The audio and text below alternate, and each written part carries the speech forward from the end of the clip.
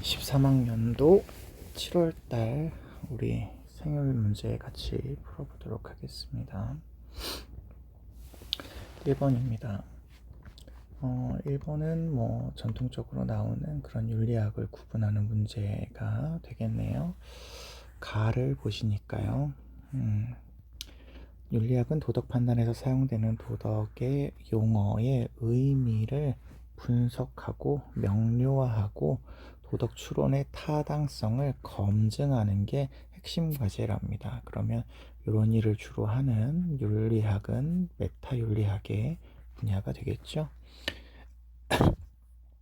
나를 오시면 윤리학은 도덕 원리를 근거로 해서 현실에서의 삶에서 발생하는 도덕 문제를 해결하는 것을 제시하는 거다. 요게 핵심이다 라고 이야기하고 있기 때문에 요거는 실천 규범 윤리학이다 이렇게 찾을 수가 있겠습니다.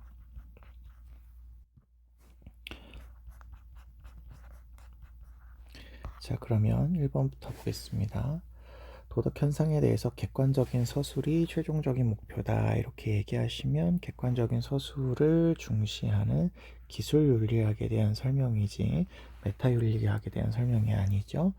2번 행위의 정당화를 위해서 보편적인 도덕 법칙을 수립해야 된다 그러시면 요거는 규범 윤리학이 보편적인 도덕 법칙을 수립하지 메타 윤리학은 이런 일들을 하지 않습니다. 메타윤리학과 기술윤리학은 도덕법칙을 만들지 않습니다. 3번 이론 윤리를 응용해서 도덕 문제 상황을 해결하기 위해서 노력하는 게 실천규범윤리학이네요. 그래서 우리가 보통 응용윤리라고 하기도 하지요. 정답은 3번이 되겠습니다. 4번 윤리학의 학문적 성립 가능성에 대한 탐구에 주력하는 거 요게 이제 학문의 목표다라고 보고 있는 건 메타윤리학이죠. 그 다음에 5번 도덕명제의 논리적 구조 분석이 주된 목표다 그러시면 메타윤리학은 맞고요. 규범윤리학은 해당되지 않겠습니다. 정답은 3번이라고 보시면 되겠습니다. 2번 갈게요. 가불사상가들의 입장으로 적절하지 않은 것은입니다. 지인은 이라고 나왔네요. 우리 생윤에서 지인이라고 나오시면 도가의 장자 선생님의 이상적인 인간상이다. 이렇게 생각해 볼 수 있겠죠. 신묘하게도 구름을 타고 해와 달을 부리면서 이 세상 밖에서 논인답니다. 이 세상 밖에서 논인다. 새 속에서 멀어져서 새 속에서 벗어난 자유로움을 추구한다. 이런 이야기가 되겠죠. 그래서 삶과 죽음도 그를 변하게 할 수 없거늘 어찌 이롭거나 해로운 것에 얽매이겠느냐 이렇게 얘기하니까요. 삶과 죽음도 이롭거나 해롭지 않다 이렇게 얘기하시는 도가의 장자 선생님의 이야기가 되겠습니다.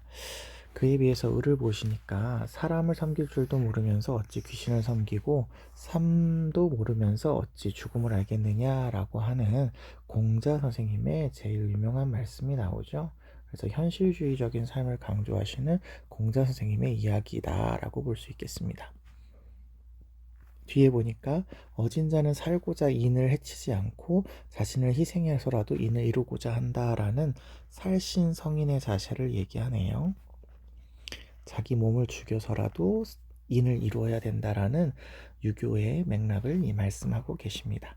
자, 그럼 1번부터 보시겠습니다. 장자 선생님은 이상적인 경지에 이르려면 생사의 분별을 초월해야 된다 이렇게 얘기하네요. 그렇죠? 생사도 똑같은 기의 순환이기 때문에 구별하지 말 것을 이야기하니까 초월해야 된다라고 볼 수 있겠습니다. 맞는 이야기죠. 2번 죽음은 모여있던 기가 흩어지는 필연적인 현상이다. 그렇죠? 삶과 죽음은 기의 움직임인데요. 기가 모이면 삶이 되고 기가 흩어지면 죽음이 되죠. 그래서 요거는 자연스러운 현상이다 라고 얘기를 하고 있으니까 맞는 표현이라고 보시면 되겠습니다. 3번 죽은 자를 예에 따라서 애도하는 것은 도리에 어긋난다. 전혀 맞지 않죠. 죽은 자에 대해서 예에 따라 애도하는 것이 도리라고 얘기하는 게 유교의 입장이 되겠습니다. 3번이 틀린 답이 되겠고요.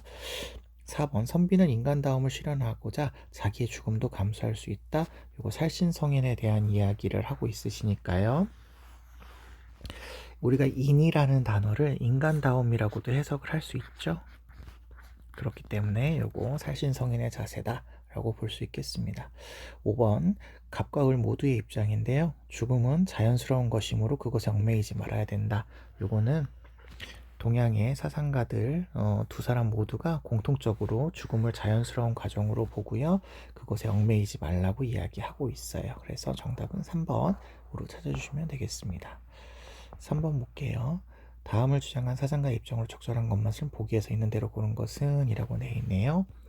자, 담론의 참여자가 이렇게 나오네요. 그러면 요거는 담론윤리가 될 거다라고 볼 수가 있겠고요. 우리가 배우는 담론윤리 사상가에서 시험 문제 나오시는 분은 보통 하버마스 선생님이 담론윤리로 나오시게 되죠. 계속 보겠습니다. 대화를 통해 규범의 도덕적 타당성을 결정을 한 다음에 대화가 담론이죠. 요거를 통해서 규범의 도덕적 타당성이 결정이 된답니다. 담론을 통해서요. 윤리적인 전제가 필요한데요. 갈등을 폭력으로 해결해서는 안 돼요. 폭력을 사용하면 안 된답니다. 그리고 모든 관련 당사자의 공동의 협의로 이루어져야 되고요. 모든이 중요하죠. 여기서 모든이죠. 일부의 사람들만 참여하면 정당성이, 타당성이 생기지 않습니다. 둘째, 담론의 참여자들은 자신의 이익을 방해받지 않고 주장할 권리를 보장받아야 된다라고 해서 담론에 최대한 자유롭게 참여해야 되겠죠. 자유로운 참여가 이루어져야 되겠습니다. 참여, 발언, 다 같은 맥락이라고 보시면 되겠어요. 그래서 자신의 이해관계를 표현하되 그것을 통해서 보편적인 합의에 이르게 되는 게 도덕적 타당성을 갖는 거죠. 셋째, 담론의 참여자들은 초주관성의 원리, 요게 선생님이 금방 말씀드린 거죠. 초주관성의 원리, 주관적인 원리를 초월해서 보편적인 어떤 규범을 만들고 자신의 이익을 여기에 맞춰서 수정할 수 있는 거죠. 그래서 하버마스 입장이 되시겠습니다. 기억 보죠. 담론의 참여자는 외적 강제 없이 발언권을 보장받아야 됩니다. 아까 말씀드렸죠. 자유롭게 참여할 수 있어야 됩니다. 그래서 외적 강제가 없어야 된다 맞고요. 니은 담론의 참여자의 자격은 이성적 논의 능력, 요거 맞습니다.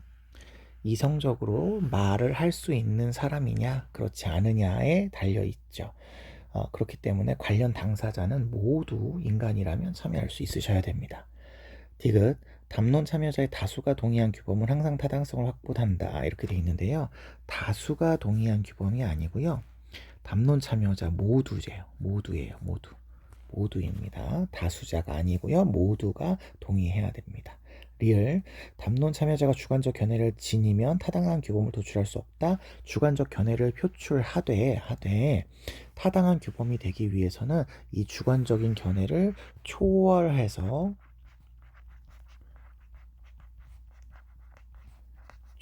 보편적인 합의를 이룰 수 있다 이렇게 얘기를 하고 있는 거죠. 주관적인 견해를 지니면 안 된다라고 얘기하지 않고 있어서 정답은 1번이다 라고 찾을 수 있겠습니다. 4번 문제 보겠습니다. 토론의 핵심 쟁점을 골라라 라는 문제네요. 토론의 핵심 쟁점은 말씀드렸다시피 두 명의 그 가불이 서로 의견이 달라지는 부분에서 토론의 핵심 쟁점이 발생을 합니다.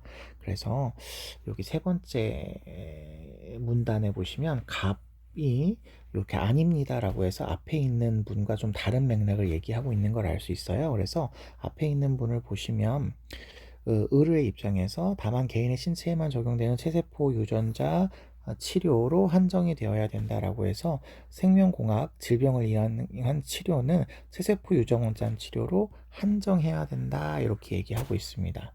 생식세포 유전자 치료는 체세포 유전자 치료하고 다른 개념이죠. 네, 여기까지 밑줄 그어야 되겠네요. 다음 세대의 유전자에 영향을 미치기 때문에 허용해서는 안 된답니다. 생식세포 유전자는 다음 세대에게 영향을 미치기 때문에 허용해서는 안 된다 이렇게 얘기를 하고 있습니다. 그랬더니 이제 갑이 말하기는 생식세포 유전자 치료는 유전병의 대물림을 예방하여 오히려 다음 세대가 더 나은 삶을 살게 하기 때문에 체세포 유전자 치료와 함께 생식세포 유전자 치료도 모두 허용해야 된다 이렇게 얘기하고 있어요. 그러면 지금 나누어지는 부분은 세세포 유전자 치료를 해야 된다라는 점은 공통점이고 생식세포 유전자 치료를 허용할 거냐 말 거냐가 핵심 토론의 쟁점이라고 보시면 되겠습니다. 그래서요. 네, 여기 5번이네요. 생식세포 유전자 치료를 허용할 거냐 말 거냐를 따지시면 된다. 요게 핵심 쟁점이다. 이렇게 찾으시면 되겠습니다. 5번으로 바로 넘어가겠습니다. 서술형 평가 문제와 학생의 답안이고요. 기억 미음 중에서 적절하지 않은 것을 고르시는 건데요. 성과 사랑에 대한 얘기를 하고 계시네요. 갑을 보시면 성의 목적은 출산을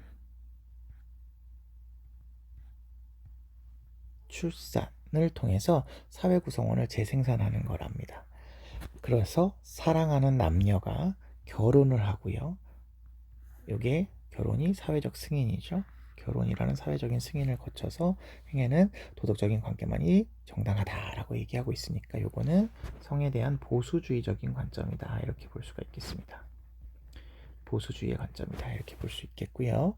을을 보시면 성은 사랑을 전제로 해야 된다라고 해서 사랑이 전제가 되어야 된다라는 얘기를 하고 있습니다. 요 점에서는 보수주의하고도 같이 가죠. 같이 갑니다. 감각적인 욕구만을 충족하는 것이 아니라 사랑하는 사람 간에 서로 존중하면서 교감을 나누는 성적 행위만이 도덕적으로 정당하다. 지금 사랑 이외에 별다른 어떤 조건이 없어요. 인격 존중이라고 하는 건 결국 사랑 안에 포함이 되기 때문에 다른 조건이 별로 없죠. 그럼 이거는 중도주의가 되겠구나 이렇게 찾으시면 되시겠습니다.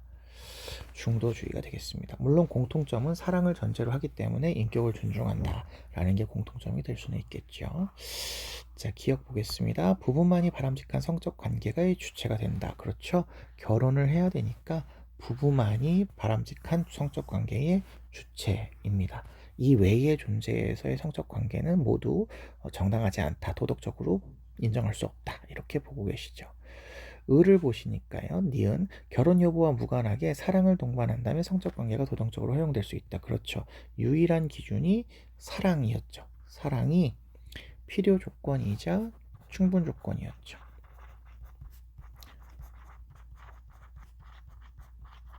네, 그래서 이것도 맞는 표현이라고 보시면 되겠고요. 그 다음에 디귿 보겠습니다. 갑은 성의 생식적 가치를 실현해서 인류 존속에 공헌해야 된다고 주장을 하셨습니다. 성이 여러 가지 가치가 있는데 그 중에서도 생식적 가치가 아까 출산과 자녀 양육 그리고 후대를 잇는 거 이런 것들이 이제 관련되어 있는 거죠. 그래서 이것도 맞는 표현이고요.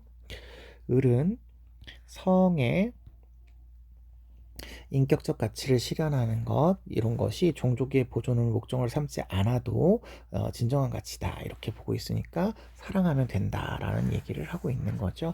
종족 보존이라는 목적은 달성하지 않아도 된다라고 보고 있으니까요. 그럼 이것도 맞는 거가 되겠고요. 미음 갑을 모두는 서로 간의 자발적 동의가 성적 관계를 정당하기 위한 조건으로 충분하다라고 하는데요. 일단은 중도주의 입장에서는 사랑 이 필요 충분 조건이니까 을 틀렸고요. 보수주의 입장에서도 사랑하고 부부여야 되고 결혼해야 되고 자녀 출산이 이루어져야 되기 때문에 여러 가지 조건이 필요해서요. 자발적인 동의가 충분한 조건이다라고 얘기하지 않겠습니다. 그래서 두 사람 모두 다 아니라고 얘기해야 되죠. 그래서 정답은 5번이 될 것 같습니다. 6번으로 넘어가겠습니다. 다음 갑을 사상가들의 입장으로 적절하지 않은 것을 고르시랍니다. 사람은 시에서 일으키고 예에서 서며 악에서 완성이 된다. 자, 요 말을 좀 기억해 주셔야 되겠죠. 시에서 일어나서 예에서 서게 되고 악에서 완성이 된다라는 예악 사상을 주장하시는 공자 선생님이 되시겠습니다. 계속요. 도의 뜻을 두고 덕에 의거해서 인에 의지하고 예에서 논의러야 되기 때문에 사람이 인하면 예와 악을 다 할 수 있다. 예와 악의 형식이 유사하기 때문에 예하고 악이 같이 가야 된다. 이런 얘기를 유교는 하고 있으시죠. 그래서 공자 선생님의 예악 사상이다 라고 찾으시면 되겠습니다. 그런데 을을 보시니까요. 어진 사람은 일을 하는데 천하의 이익을 일으키려고 일을 한답니다. 그래서 천하의 폐해를 제거하는 데 힘써야 된다. 이익을 일으키고 폐해를 제거하는 게 중요하다. 이렇게 얘기하네요. 그래서 백성의 의복과 음식을 축내고 빼앗는 짓을 하지 말고 음악을 즐기는 것은 백성의 이익과 부합하지 않기 때문에 음악을 즐기면 안 된다라고 하는 비약론 주장하시는 분이 되겠습니다. 비약론 주장하시는 묵자 선생님의 글이 되겠죠. 묵자 선생님의 글이다. 자, 그러면 1번 보겠습니다. 바르지 않은 음악이 성행하면 사회 혼란을 가져올 수 있으니까 바람직한 음악, 예의, 형식에 맞는 음악을 해라 라고 얘기하겠습니다. 그러면 이거 맞는 선지가 되겠고요.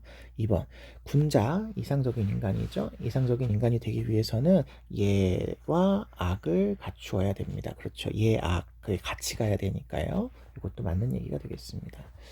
그 다음에 4번 악기 제작을 위한 노동은 백성의 삶에게 이롭지 않습니다. 그렇죠. 악기 제작은 결국은 백성의 이익과 부합하지 않는 음악적인 활동과 연결이 되기 때문에 백성의 삶에 이익되지 않는다. 이렇게 보실 수 있겠습니다. 맞고요. 4번 음악은 감정적인 즐거움을 주지 못함으로 금지해야 된다라고 되어 있는데요.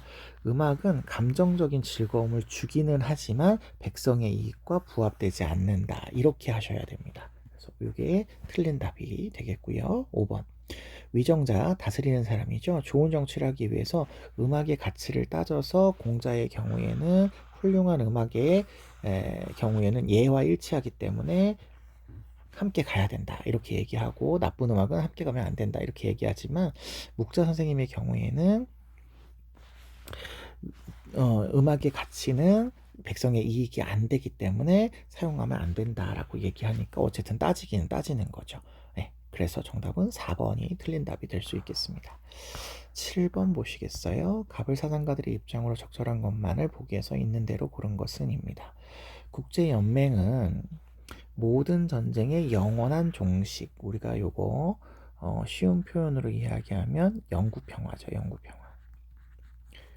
영구 평화를 위해서 추구해야 되는 국제연맹이 있다라는 얘기가 되겠습니다.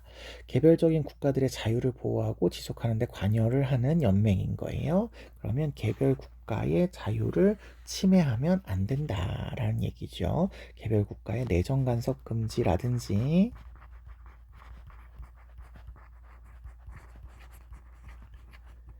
주권을 보장해 줘야 된다라든지 이런 표현이 나오시면 되겠죠.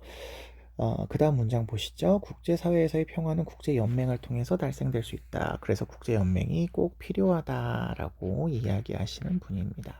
요거 칸트죠? 칸트 선생님의 입장이 영구평화론이 되겠습니다. 그 다음에 을을 보시면 폭력을 줄이는 것도 중요하지만 폭력을 예방하는 것이 더 중요하다. 줄이는 것 요거는 이제 국가안보적 차원인 거죠. 국가안보적 차원, 뭐 치료적 차원의 폭력의 예방이라면 폭력의 해소라면 폭력을 예방하는 것은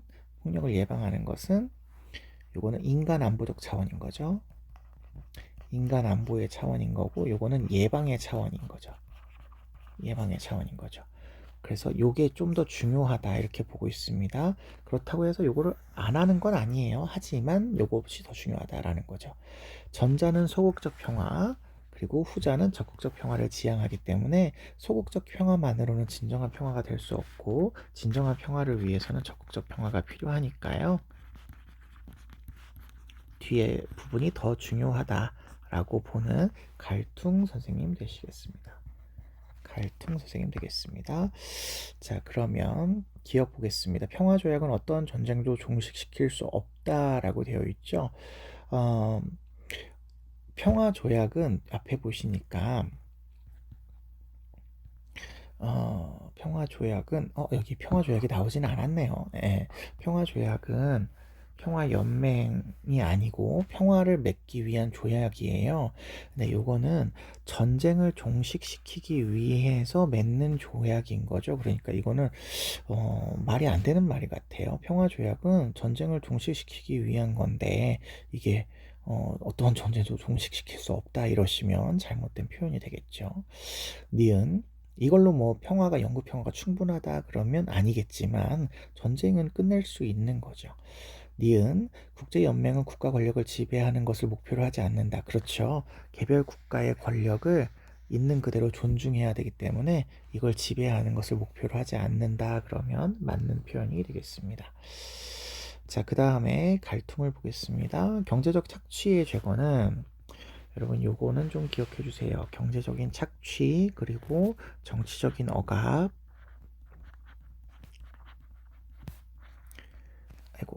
정치적인 억압은 모두 구조적 폭력입니다.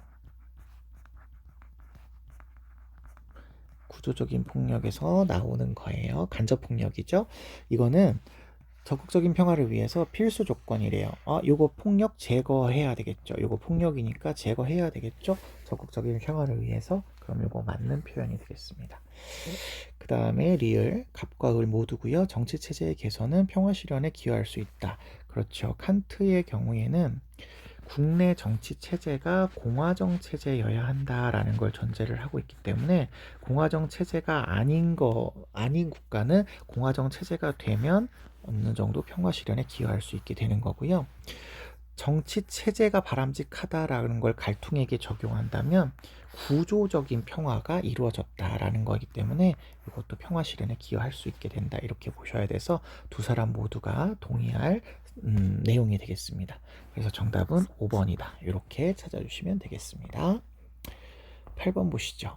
다문화 문제가 나왔네요. 다문화 사회의 특성을 반영하여 이민자의 문화를 동등하게 인정해야 한다라고 되어 있습니다.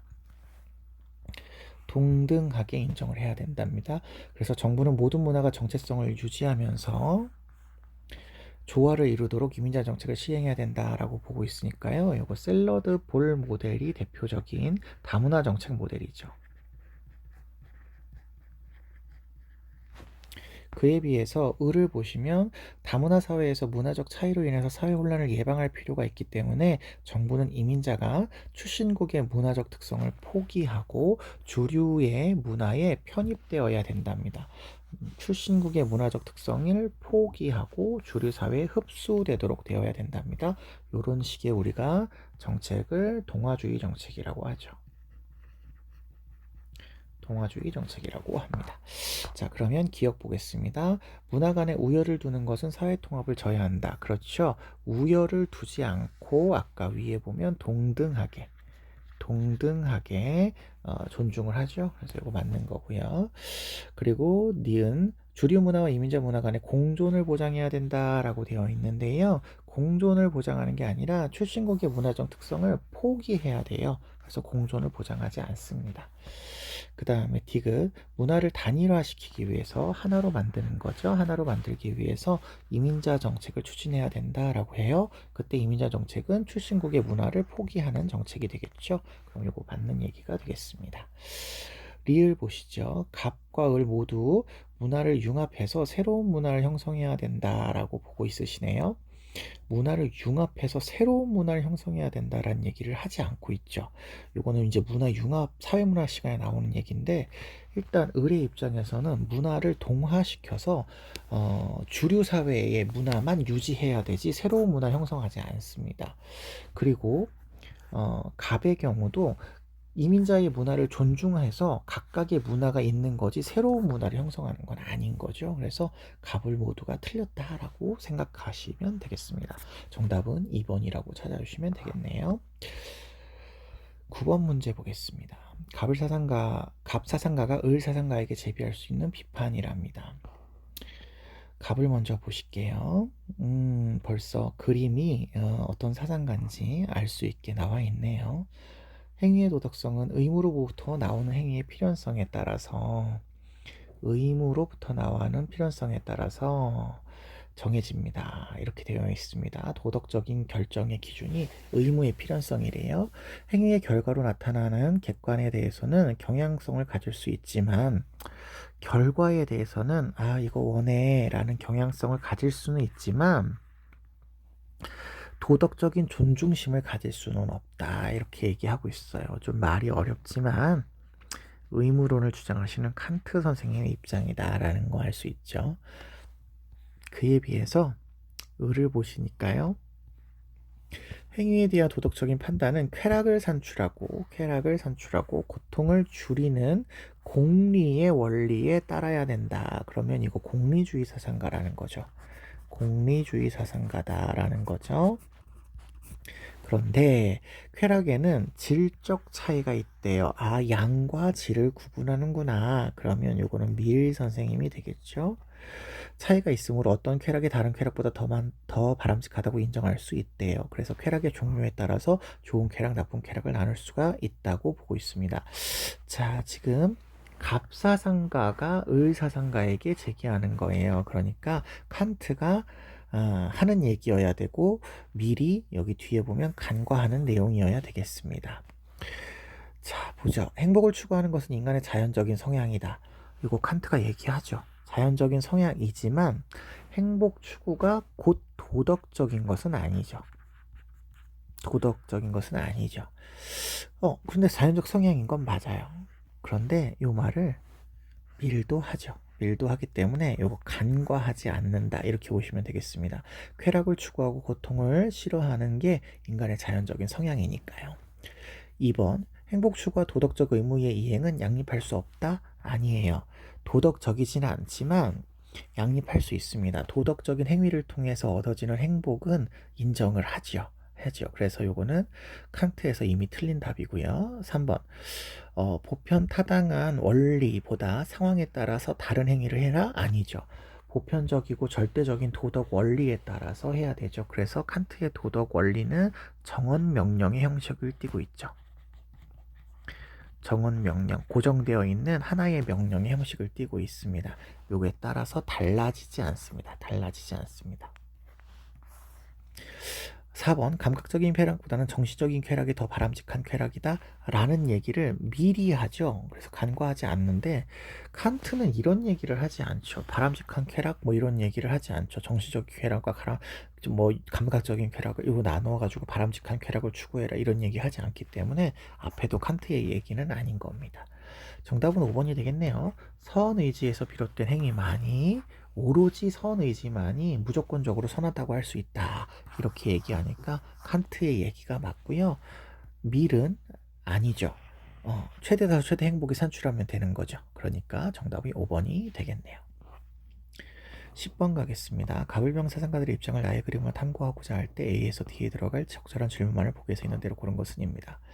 자, 갑을 보시니까 정의로운 분배는 계급과 계급이 대립하는 사회가 아닌 각자 자유로운 발전이 모두의 자유로운 발전의 조건이 되는 공산사회에서 실현이 가능하다. 이렇게 얘기하고 있네요. 그러면 공산주의 사상을 주장하시는 마르크스다. 마르크스의 입장이다. 이렇게 얘기할 수 있겠습니다. 그 다음에 을을 보시면 분배가 정의로울 조건은 모든 사람이 각자가 소유하고 있는 것에 대해서 소유 권리를 갖게 해주면 정의로운 거랍니다. 그래서 개인의 소유 권리를 침해하지 않도록 만들어주는 게 정의로운 거다. 이런 거죠. 그래서 소유물의 분배는 역사적인 과정에 따라서 분배가 이루어지기 때문에 이 역사적인 과정에 의해서 소유 권리가 생기면 그 소유 권리를 존중해줘라 라고 얘기하시는 노직 선생님이 되겠습니다.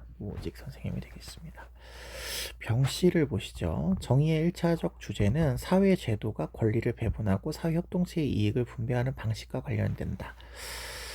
네, 요 얘기 정의의 1차 주제는 분배를 잘하는 거다라는 거죠.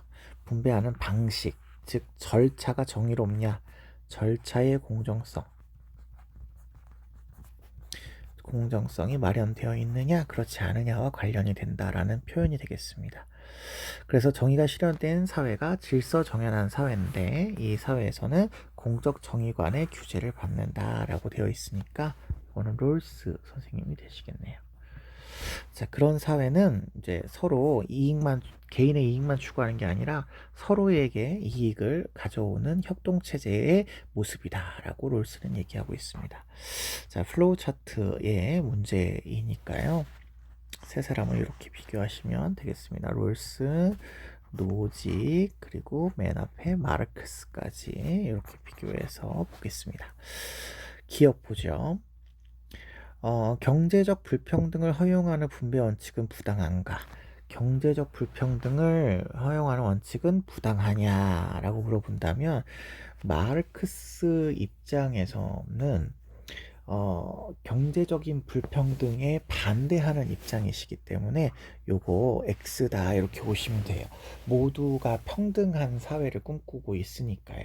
그런데 오해하시면 안 되는 게 분배하는 데 있어서 똑같이 분배한다는 얘기는 아닌 겁니다. 평등하게 분배를 해야 된다는 얘기지, 불평등을 허용해야 된다는 얘기는 아닌 거예요. 이거 균등하게 분배해야 된다는 것과 좀 다른 맥락이다라는 것을 기억해 주시면 좋겠습니다. 부당하니까 이거 맞는 거죠. 이거 맞는 거고요. 그 다음에 노직의 입장에서는 아니죠. 결과의 차이는 허용을 하고 있습니다. 절차만 공정하면 돼요. 요 얘기를 롤스도 하시죠.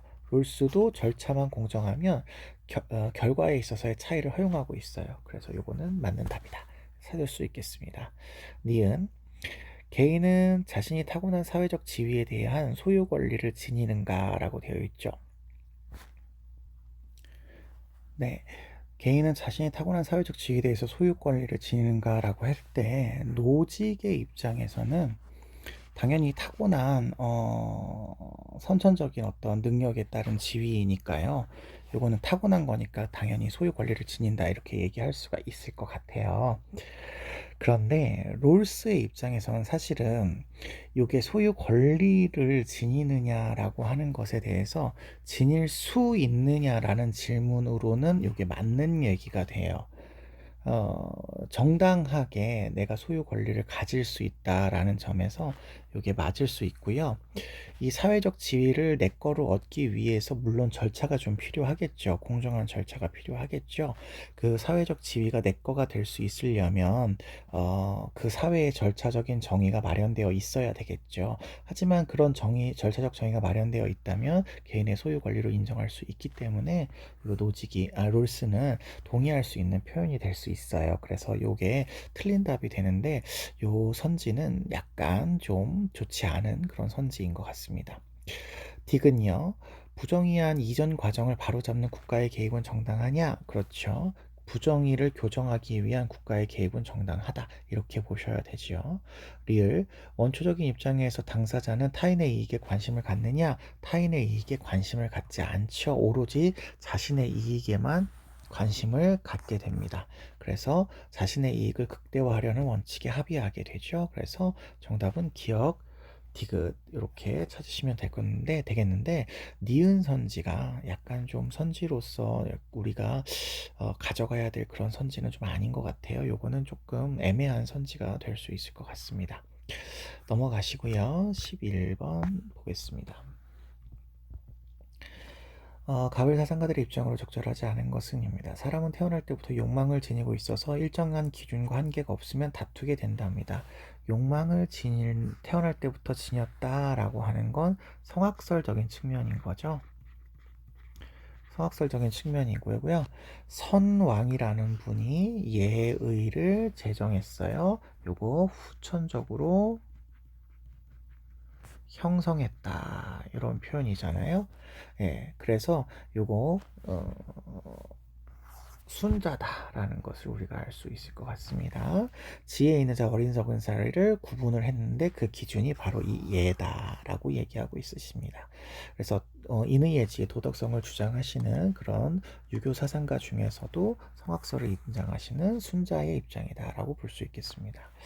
반면에 을을 보시면 백정의 안정된 생업이 필요한데 이 생업의 한자가 항산이네요. 항산. 예, 항산이 없으면 안정된 마음이 생길 수 없답니다. 안정된 마음은 여기 항심이 되네요. 항심. 항산항신 얘기하시는 분은 맹자 선생님이시죠. 맹자 선생님이시죠. 그래서 현명한 군주는 백성의 생업을 마련하기에 부족함이 없게 해야 된다. 그렇게 한 후에 백성을 선한 대로 이끈다. 후에라고 되어 있기 때문에 선후 관계가 있다는 거예요. 생업을 마련하는 게 먼저고요. 그 다음에 선한 대로 나아가게 하는 게 이제 이후가 되겠습니다. 그런데 이 선한 대로 나아가게 만드는 이게 사실은 궁극적인 목적인 거죠. 네, 그래서 생업을 마련하는 건 수단이 되는 겁니다. 그래서 요거를 좀 잘 구분해 주시면 되겠습니다. 1번. 순자는 사람의 사회적 신분은 덕과 능력에 따라서 정해져야 된대요. 그렇죠. 덕과 능력에 따라서 정해져야 되는 거죠. 네, 그분이 얼마나 예의를 기준으로 해서 덕을 가졌느냐, 능력을 가졌느냐에 따라서 사회적인 지위가 결정이 되셔야 됩니다. 이거 맞는 얘기가 되겠고요. 2번, 올바른 직분을 수행하기 위해서 예에 따라서 욕망을 절제해라. 맞는 얘기죠. 예라는 걸 기준으로 삼아야 된다. 이런 얘기니까요. 그 다음에 을을 보시면 맹자는 경제적인 안정은 백성의 도덕성 유지에 중요한 요인이 된다. 그렇죠. 경제적인 안정은 백성이 도덕성을 갖기 위한 전제 조건이 되는 거죠. 전제 조건으로서의 중요한 요인이 됩니다. 그 다음에 4번 군주는 모든 노동에 능통해서 백성의 본보기가 되어야 된다? 아니죠. 군주는 노력자는 할 필요가 없죠. 노력자와 노심자를 구분해야 된다라는 게 맹자 얘기고요. 그 중에서 군주는 노심자의 역할만 하시면 되는 거죠. 노력자의 역할은 백성이 하셔야 되는 겁니다. 이게 틀린 거가 되겠네요. 5번 사회 구성원은 각자가 역할을 다해야 질서가 유지가 된다. 그렇죠. 순자의 경우는 예에 따른 역할을 나누어서 그 역할을 충실하게 할 때 질서가 유지가 되는 거고요. 맹자 선생님도 자신의 역할, 노력자인지 심자인지 소인인지 대인인지를 구별해서 각자의 역할을 잘 수행할 때 나라가 잘 유지가 되는 거죠. 정답은 4번이라고 보실 수 있겠습니다. 12번 보실게요. 갑을사상가들의 입장으로 적절하지 않은 것은입니다. 시민불복종이 얘기가 나오네요. 시민불복종은 다수의 정의감에 호소해서 자유로운 협동의 조건이 침해되었다는 것을 정당하게 알리는 거랍니다. 롤스죠. 앞에도 롤스의 제시문에서 요거와 사회적 협동체제가 나왔습니다. 이는 공공적이고 양심적이긴 하지만 법적인 결과를 감수하겠다는 요거 처벌감수죠. 처벌 감수하겠다는 정치적인 행위다라는 게 시민불복종이라는 게 롤스의 입장입니다. 그에 비해서 시민불복종의 정당성은 결과주의적 접근법에 따라서 가야 된다. 결과주의적 접근법. 다른 색깔을 쓸게요. 결과주의적 접근법에 따라서 판단을 해야 된대요. 그래서 우리가 중단시키려는 악의 크기와 우리 행위가 가져올 법과 민주주의에 대한 존중심의 감소를 저울질해서 그 중에서 더 큰 거를 선택해서 해라. 만약에 악의 크기를 많이 줄일 수 있으면 요건 해야 되는 거고, 존중심을 너무 많이 감소시키면 요건 안 해야 되는 결과를 고려해서 해라. 라는 싱어의 입장인 거죠. 싱어의 입장입니다. 자, 그러면 1번 보겠습니다. 롤스는 정책 개선을 위해서 폭력을 수반한 시민불복종 허용된다 라고 되어 있는데요.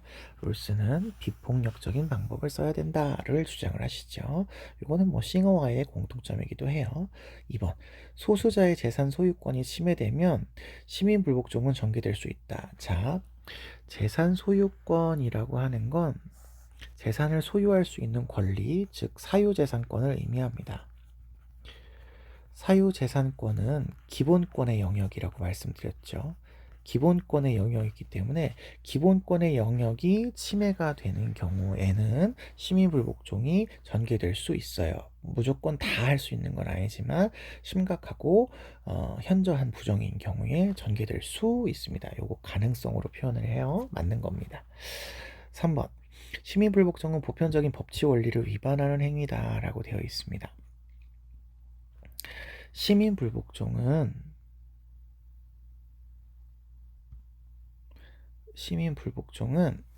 법치의 원리, 다른 말로 여기 보면 법과 민주주의에 대한 원리를 존중하게 하면서 일어나는 행위예요. 이걸 위반하는 게 아니죠.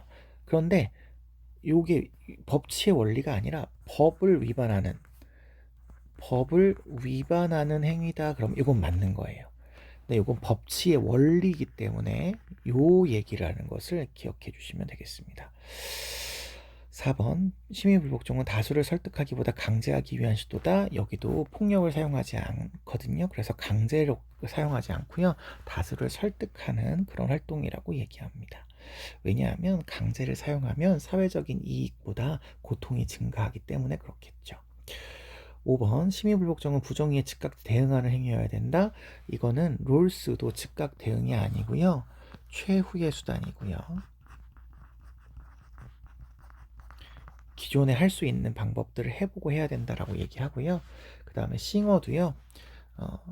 효율성을 고려해서 저울질 해봐야 돼요. 저울질 해봐야 되기 때문에 즉각 대응하는 거 아닙니다. 그래서 갑도 틀리고 을도 틀리다 이렇게 보시면 되겠습니다. 정답은 2번 되겠네요. 3번 보겠습니다. 갑의 입장에 비해서 을의 입장이 갖는 상대적인 특징을 골라라 돼 있습니다. 정보 얘기네요. 정보사회에서 생산된 공공재이자 인류가 누려야 될 산물이라고 정보를 보고 있습니다. 정보는 공공재고 인류 전체가 누려야 되는 그런 공공자유재다. 뭐 이런 얘기죠. 정보에 자유롭게 접근하고 사용할 때 창작과 지적 산물의 발전이 이루어진다. 이렇게 보고 있습니다. 그러면 요거는 정보 공유론이 되겠죠. 공유론의 관점이 되시겠습니다. 그에 비해서 을을 보시면 창작자가 노력해서 만든 상품이기 때문에 사적 재산으로 보고 보호해 줘야 된대요.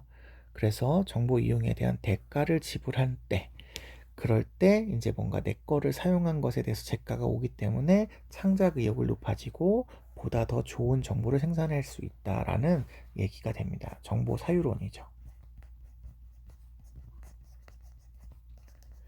그러면 지금 을의 입장에 해당하는 걸 골라라 돼 있으니까요. 공유자산으로 여긴다라는 건 을은 낮아야 되겠죠. 사유론이니까요. 그리고 정보에 대한 배타적인 소유권을 중시한다라는 건 사유의 재산권을 존중한다는 거니까 높은 거가 되겠고요. 정보 창작자의 경제적인 이익을 보장해야 된다라는 거는 아까 여기 대가를 지불해야 된다라는 사유재산에 해당되는 얘기인 거죠. 그래서 이게 높아야 되니까요. Y축과 Z축이 높은 기억으로 찾으시면 되시겠습니다. 네, 14번 가시겠습니다. 갑을 사상가들의 입장으로 적절한 것만을 있는 대로 고르는 것은 입니다. 기술은 우리가 그것을 긍정하건 부정하건 관계없이 우리는 기술을 붙들려 있다. 속박하고 있다. 기술이 우리를 속박하고 있어요. 그래서 기술을 가치 중립적인 것으로 여기게 되면 무방비 상태로 내맡겨지고 종속되기 때문에 가치 중립적인 것으로 여기지 말고 과학기술에 대해서 윤리적으로 성찰하는 태도가 필요하다라는 하이데거 선생님의 입장인 거죠. 하이데거 선생님의 입장인 겁니다. 그에 비해서 을을 보시면 기술은 그것을 실현하게 하는 것과 독립해서 기술은 그것을 실현하게 하는 것과 별개로 독립해서 자립되어 있는 존재래요. 하나하나라는 거죠. 얘 따로라는 거예요. 그래서 일종의 기술은 아무 힘도 발휘할 수 없는 공허한 힘이며 목적에 대한 그냥 수단일 뿐이랍니다. 그래서 이 기술을 실현하게 하는 인간에 의해서 광기를 부리지 인간과 무관하게 광기를 부릴 수는 없대요. 그러니까 기술은 가치 중립적이고 기술을 사용하는 인간에 의해서 광기를 부릴 수 있게 되기 때문에 인간의 활용의 태도에 대해서 윤리적인 성찰이 필요하다 이렇게 얘기하시는 분입니다. 야스퍼스죠. 야스퍼스가 되겠습니다. 야스퍼스입니다. 자, 그러면 기억 보겠습니다. 하이데거는 기술의 이용 결과는 윤리적 가치 평가 대상이다. 그렇죠. 이용 결과 윤리적 가치 평가의 대상이 되어야 되겠죠. 왜냐하면 우리는 그 과학기술에 붙들려서 살아가고 있고 가치 중립적인 것으로 내몰게 되면 우리는 기술에 종속될 수 있으니까 이거 가치 개입의 대상인 겁니다. 그에 비해서 니은을 보시면 기술을 활용할 때 인간의 도덕적 성찰은 불필요하냐? 아니에요. 여기 활용할 때는 인간이 활용하는 거니까 잘못 사용될 수 있어서 성찰이 필요합니다. 디귿, 기술은 인간의 개입이 없다면, 인간이 개입하지 않는다면 인간에게 해를 끼칠 수 없어요. 광기를 부릴 수 없습니다. 맞는 표현인 거죠. 그 다음에 리을, 인간은 기술 자체에 대해서 비판적인 관점을 가져야 된다. 기술 자체는 선한 것도 악한 것도 아니다 라고 얘기하는 게 야스퍼스입니다. 그래서 비판적인 관점을 갖는 거 아니고요. 하이데거 선생님은 기술은 가치 중립적으로 바라보게 되면 문제가 될 수 있죠. 종속될 수 있기 때문에 비판적인 관점을 가져야 된다. 이렇게 얘기할 수 있어서 이거는 을은 틀렸다라고 봐야 되니까 정답은 2번으로 찾아주시면 될 것 같습니다. 15번 보겠습니다. 가불령 사상가들의 입장에서 서로에게 제기할 수 있는 비판을 나의 그림으로 표현할 때 ASF에 해당하는 내용을 가장 적절한 것은입니다. 이거 화살표 문제네요. 화살표 문제가 좀 어렵습니다. 좀 시간도 많이 걸리고요. 좀 어려운 편이기 때문에 이런 것들은 우리가 조금 시간을 두고 천천히 차근차근히 문제를 풀어보실 필요가 있습니다. 네. 같이 보겠습니다. 갑부터요. 갑부터 한번 보시죠. 형벌은 그 자체로 악이다. 이런 얘기를 누가 하냐면 벤담이 하죠. 벤담. 쾌락주의를 지향하는 공리주의를 얘기하는 벤담 선생님이 보통 이렇게 하죠. 하지만 공리의 원리에 따라서 더 큰 악을 제거를 할 경우에 형벌은 허용되기 때문에 이거를 필요악이라고 얘기하죠. 필요악이라고 얘기합니다. 을을 보시겠습니다. 형벌은 범죄를 얻기 위한 충분한 정도의 강도만 있으면 돼요. 충분한 정도의 강도만을 지니면 되지 너무 과하면 안 돼요.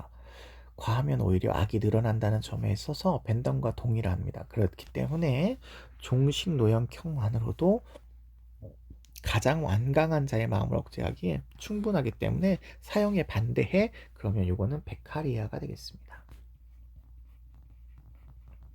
베카리아가 되겠습니다. 병을 보시면 형벌은 동등성의 원리에 따라서 집행되어야 된답니다. 동등성의 원리, 평형의 원리, 뭐 이런 거 다 똑같은 말이죠. 이거 보복의 원리 다 같은 말입니다. 그래서 만약에 어떤 자가 살인을 했다면 이 범죄자에게 법적으로 집행되는 사형외에 보복의 동등성은 없다. 상응하는 동등성은 없다. 이렇게 얘기하실 분은 칸트 선생님이시죠. 자, 그러면 병은 칸트, 갑은 벤담, 을은 베이카리아가 되겠습니다. 자, A 보시겠습니다. 보편적인 원리에 따라서 형벌을 부과해야 된다라고 얘기를 하고 있어요. 벤담이 됐건 베카리아가 됐건 두 사람 모두 다 보편적인 원리를 주장하시는 두 사람 모두 다 공리주의자이죠. 그러니까 베카리아가 간과한다고 얘기할 수가 없겠습니다. 그 다음에 2번 사형은 사회계약의 근거에서 집행되어야 한다. 베카리아는 사형의 집행을 반대하죠. 사회계약을 주장하긴 하지만 반대하기 때문에 베카리아의 얘기가 될 수가 없겠습니다. 3번 타인의 생명을 빼앗는 자는 생득적 인격성이 상실된다? 아니죠. 생득적 인격성이 상실되지 않기 때문에 인격을 존중하는 차원에서 사형을 집행해야 된다라고 얘기하죠. 생득적 인격이 상실되지 않습니다. 4번 DF네요. DF. 베카리아와 벤담이 칸트를 동시에 비판하셔야 됩니다. 형벌은 사회적 선을 위해서 범죄자에게 행해줘야 된다. 우리가 보통 이거를 가리켜서 예방주의적 관점이다 이렇게 얘기하죠. 예방주의적 관점이다. 사회적 선을 위해서 예방적인 관점이다. 요거 공리주의자의 관점인 거죠. 그러면 요거 베이컨도 베카리아도 얘기할 수 있고 벤담도 얘기할 수 있는 겁니다. 하지만 칸트는 다른 목적을 위한 수단으로 집행되면 안 돼요. 그렇기 때문에 요거 간과하는 내용이 됩니다. 정답이네요. 5번 칸트가 벤담을 비판한 내용입니다. 형벌은 범죄자가 처벌을 의욕했으므로 시행해야 된다라고 되어 있는데요. 이게 굉장히 많이 나오는 거죠. 처벌을 의욕했기 때문이 아니라 처벌 받을 행위를 의욕했기 때문에 처벌을 받는 거죠. 그래서 요거 아니다. 처벌을 의욕했기 때문이 아니다 라고 찾아주시면 되시겠습니다. 16번 보시겠어요? 16번 보시겠습니다. 갑을사상가들의 입장으로 적절하지 않은 것은 입니다. 기아를 예방할 수 있는데도 정부가 국민의 굶주림을 방치하는 것은 인권에 대한 관심이 부족하기 때문이래요. 그래서 인권에 대한 관심이 다른 나라를 돕는 어떤 원동력이 될 수 있다라는 거죠. 그런데 질서정연한 체제들은 이런 일이 일어나지 않게 할 거고, 질서정연한 만민은 이런 일로 고통을 받는 사회에게 인권을 보장하기 위한 원조를 해야 된다라고 보는 롤스의 입장이라고 보실 수 있겠습니다. 롤스의 입장이네요. 을을 보시면 기아의 원인은 인구 과잉으로 보는 사람들은 최빈국에 대한 원조 중단으로 인구 조절이 가능하다고 주장하는 사람들입니다. 자, 요게 이제 원조를 반대하는 논거로 이렇게 얘기하는 거죠. 인구 과잉 때문에 이런 문제가 있으니까 너무 가난한 나라를 도와주면 오히려 더 인구 과잉으로 가난해질 거야. 그러니까 너무 가난한 나라에 원조할 필요가 없어. 이렇게 주장한다고 하는 거죠. 그래서 원조를 반대한다는 거죠. 근데 이거를 불확실한 이득을 위해서 악의 명백한 방지를 거부하는 행위라서 이분은 이 논리가 맞지 않다라는 거예요. 이 논리가 맞지 않다라는 거예요. 그래서 이익평등 고려의 원칙에 따라서 원조를 하고 악을 방지해야 된다라고 주장하는 싱어의 입장입니다. 해외 원조가 필요가 없다라고 주장하는 요 논리를 지금 싱어가 반박하고 있는 거예요. 1번 보시겠습니다.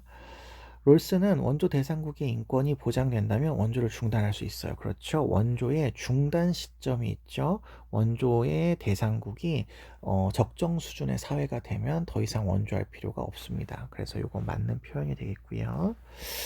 2번 원조는 국가 간의 정치 문화의 격차를 줄이는 데 도움이 된다. 그렇죠. 정치 체제를 바르게 만들기 위해서 원조하는 거니까요. 질서 정연한 사회와 고통받는 사회의 정치 문화의 격차를 줄이는 도움이 됩니다. 맞는 얘기네요. 3번 원조는 절대 빈곤의 감소 전망과 무관한 도덕적인 의무다라고 되어 있는데요.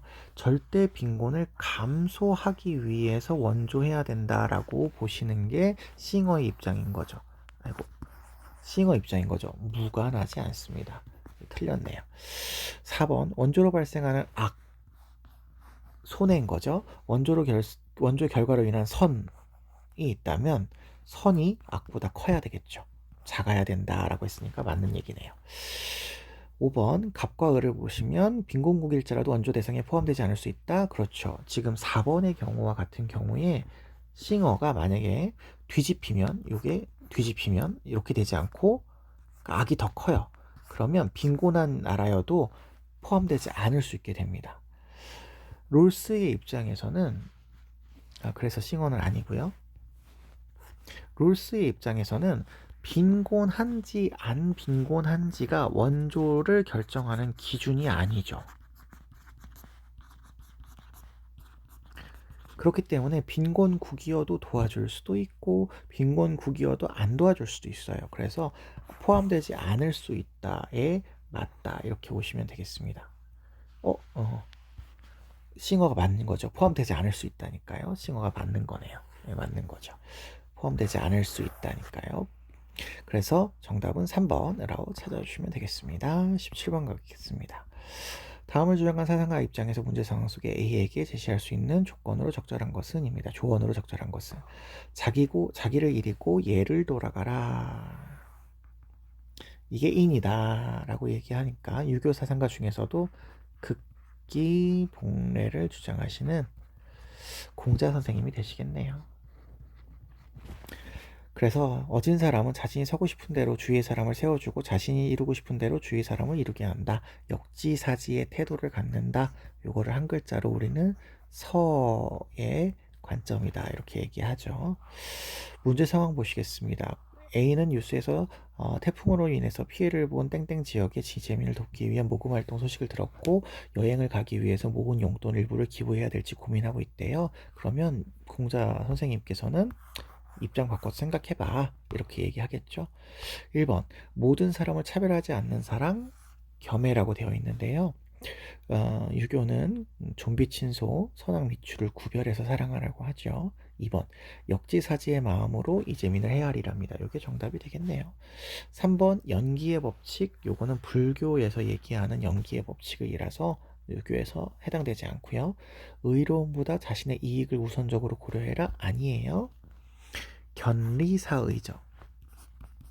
견리사의. 이익을 보면 의로움을 생각해야 되고 의주리종.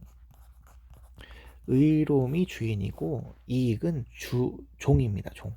그래서 의로움이 먼저 생각되어야 됩니다. 5번 기부에 대한 옳고 그름을 초월 아니에요. 옳고 그름을 구별해야 되죠. 무의를 실천해라. 이거는 도가의 이야기가 되겠습니다. 그래서 정답은 2번. 18번 보겠습니다. 모든 국가는 일종의 공동체예요. 공동체인데 모든 공동체는 조음이라고 하는 목적을 향한답니다. 목적을 위해서 생겨난답니다. 국가는 인간의 생존을 위해서 형성이 돼요. 그래서 인간의 생존을 위해서 국가는 만들어집니다. 그래서 인간의 생존이라고 하는 자연적 본성으로 만들어지는데요. 좋은 삶이라고 하는 목적을 위해서 존속된다고 합니다. 그리고 국가 이전의 공동체들은 자연스러운 것이라면 국가도 자연스러운 것이다 라고 해서 인간의 자연스러운 본성에 기초해서 공동체가 만들어지는데 그 공동체 중에서 최고의 공동체가 국가다. 이렇게 보시는 아리스토텔레스가 되겠습니다.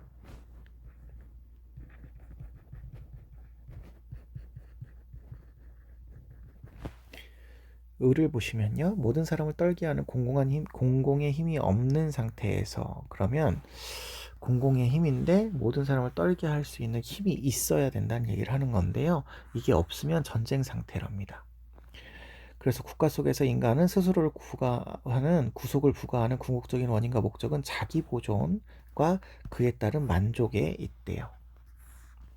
그러면 요거는 자연 상태를 전쟁 상태로 보고 이런 전쟁 상태를 극복하기 위한 강한 힘을 가지고 있는 국가를 탄생시켜야 된다라고 하는 홉스의 관점인 거죠.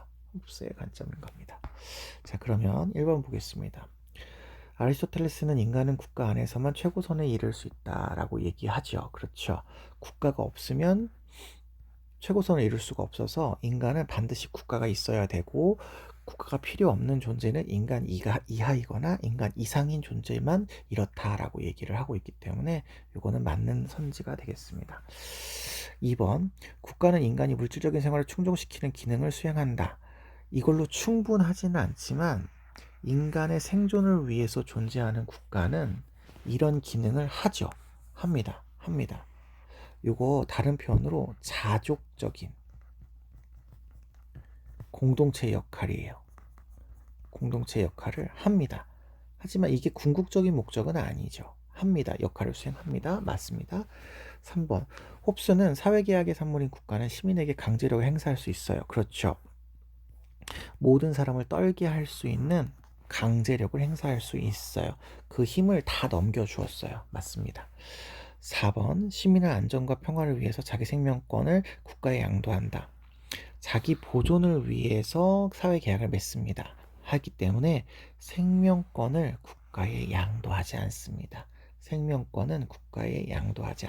이게 틀린 답이네요. 5번 시민은 자신이 속한 국가가 공동체에 정치적인 의무, 홉스는 계약론이니까요. 계약적인 의무가 생기는 거고요. 아리스토텔레스의 경우에도 자연적으로 인간의 생존을 위해서 존재하는 국가를 만들었기 때문에 당연히 의무가 생깁니다. 그래서 정답은 4번이 틀린 답이 되겠네요.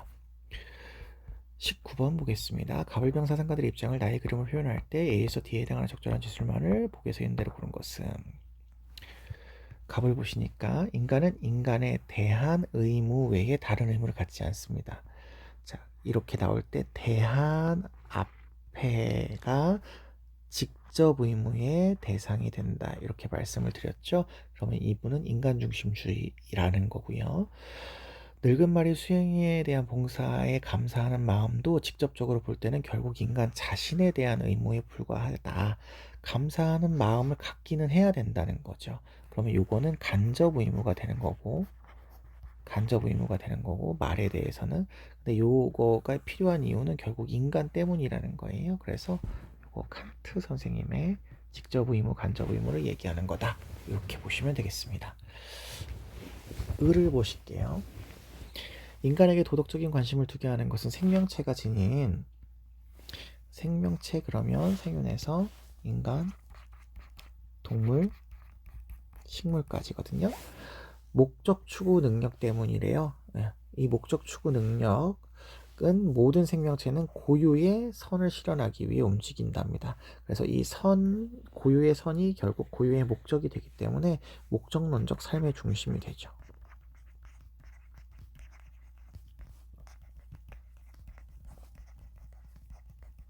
자, 그럼 이분은 테일러 선생님 되겠습니다. 자, 병씨를 보시면 대지를 상품으로 보기 때문에 남용해 왔대요. 그래서 우리는 대지를 생명 공동체로 바라보고 사랑과 존중으로 대지를 대해라 라고 이야기하고 있어요. 그럴 때 우리 보통 대지 그러면 무생물을 포함하는 지구 전체가 됩니다. 그래서 인간, 동물, 식물, 무생물까지를 포함해서 전체를 얘기한다, 이렇게 보시면 되죠. 그래서 대지 윤리를 주장하시는 레오폴드의 입장이 되겠습니다. 자, 그러면 벤 다이어그램 문제니까요. 레오폴드, 테일러, 칸트를 모두 비교해서 문제를 풀어봐야 되겠습니다. 기억 보죠.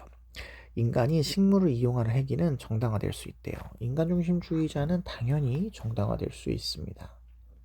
당연히 정당화가 돼야 되겠죠? 나머지 인간 이외의 존재는 수단을 이용할 수 있으니까요. 그런데 테일러도 정당화될 수 있어요. 인간이 식물을 먹지 않으면 인간 생존에 위협이 당할 수 있거든요. 그럴 때는 우선성의 원리에 따라서 사용할 수 있게 됩니다. 레오폴드 입장에서도 괜찮습니다. 전체 생태계의 안전성, 온전성, 아름다움에 이바지한다면 수단으로 이용해도 괜찮아요. 그래서 A만의 입장이라고 볼 수가 없죠. 자, 그 다음에 니은 가겠습니다. 모든 생명체와 달리 생명 공동체 그 자체는, 여기 생명 공동체 그 자체는 이라고 나오면은 요거는 공동체 전체를 얘기하는 거고, 요거는 개체와 다른 존재다, 이렇게 보셔야 되겠습니다. 공동체 전체가 내재적 가치를 지닌다라고 얘기할 수 있는 거는 레오폴드만 가능해요. 그리고 나머지 사람들은 다 개체 중심주의거든요.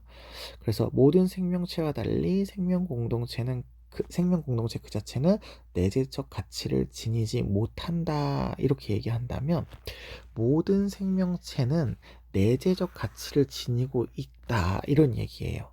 그럼 일단 레오폴드는 내재적 가치를 전체가 지녀야 되기 때문에 지니지 못한다라고 얘기하시면 틀렸다, 이렇게 보셔야 되고요.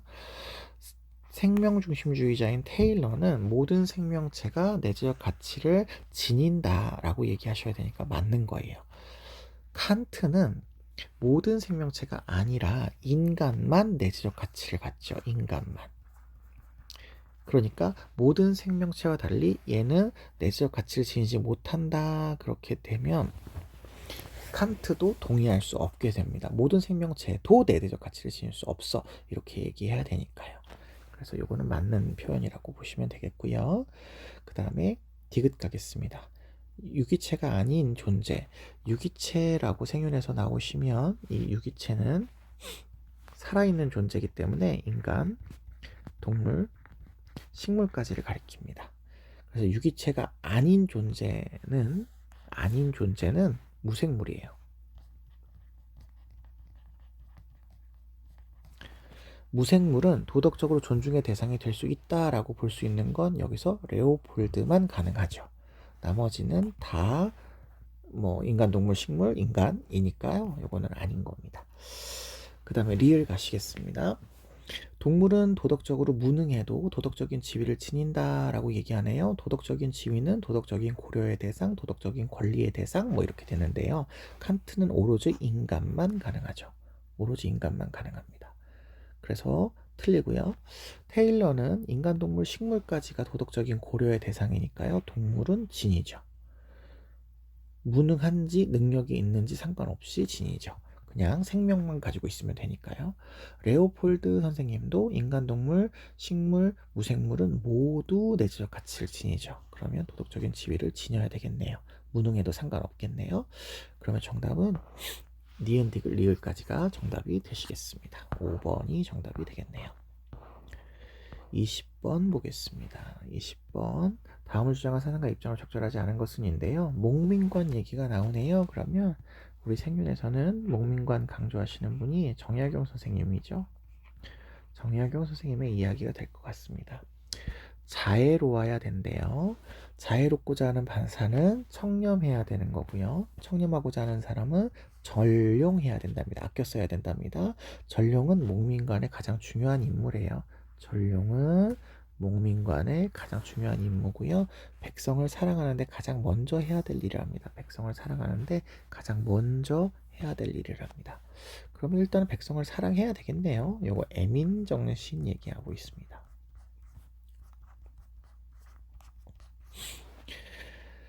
두 번째 글을 볼게요. 목민관은 예부터 내려오는 잘못된 관례를 과감히 고쳐야 된대요.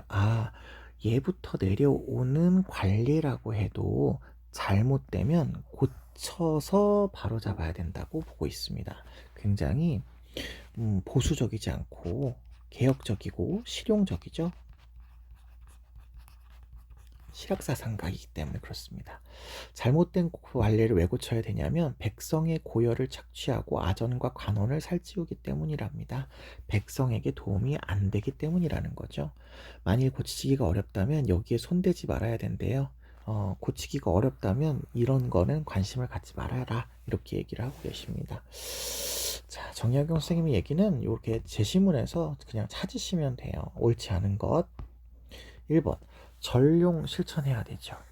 염치 버리면 안 되죠. 염치를 지녀야 됩니다. 2번 목민관은 백성에게 이익이 되지 않은 관습 바꾸어야 된다고 얘기하죠. 맞습니다. 그 다음에 목민관은 애민의 마음, 백성을 사랑하는 마음으로 백성의 삶을 돌봐야 되죠.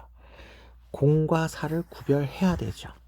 그래야 자기의 이익을 공익과 연결시켜서 비리를 저지르거나 이러지 않게 되는 거죠. 5번 검소한 삶을 실천해야 되죠. 검약해야 됩니다. 그리고 백성에게 모범이 되어야 되죠. 앞선자로서 모범이 되어야 됩니다. 정답은 1번 이렇게 찾으시면 되겠네요. 7월달 문제는요. 그렇게 어려운 문제는 별로 없었어요. 다소 좀 애매한 문제는 있었지만 난이도 상에서의 어떤 어려운 그런 문제는 아니었었습니다. 그래서 기본적으로 우리가 거의 알고 있는 내용을 중심으로 출제가 됐기 때문에 이 정도 선에서는 우리가 거의 잘 기억하고 있어야 된다라고 생각을 하시고 문제를 꼼꼼하게 잘 확인해 주시면 되겠습니다. 여기까지 볼게요.